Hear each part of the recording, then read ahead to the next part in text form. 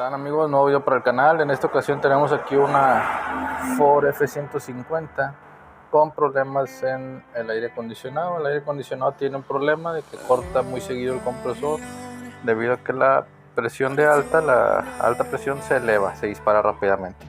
Entonces aquí haciendo una revisión visual veo que el condensador, notamos que el condensador está sucio, está tapado, y vamos a proceder a limpiarlo.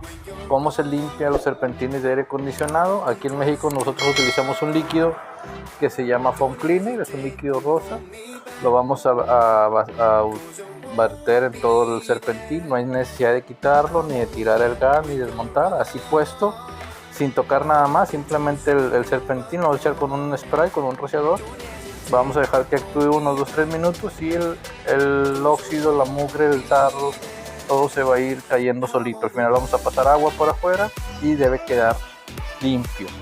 Y con eso vamos a quitarnos el problema de que está tapado, obstruido, que no pasa bien el aire por las rendijas, por las aletitas.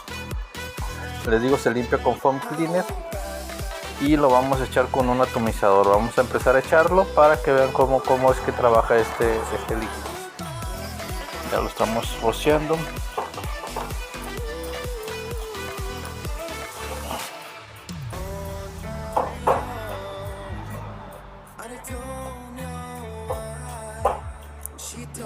Si se fijan, ya empezó a levantar la mugre,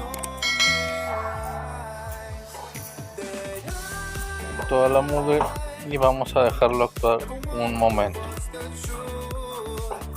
Así es como lo hacemos. Así es como se ve ya trabajando el líquido. Todo eso que está ahí limpiando es toda la mugre que está sacando el sistema. Si se fijan, está haciendo ahí bien su trabajo, está limpiando. Vamos a dejarlo que actúe un ratito y ahorita lo vamos a limpiar con agua. Vamos a pasar agua y esto debiera quedar ya ahora sí limpio. Es foam cleaner el que estamos utilizando, es un líquido rosa. Se utiliza con un rociador, con un spray, y así es como trabaja.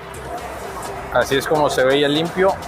Queda blanco porque el óxido, el líquido, el ácido también quita un poco de pintura, pero así es como queda ya limpio. Y ahí ya está hecho el mantenimiento, ya funciona correctamente, ya el problema de que se disparaba la presión de alta ya se corrigió.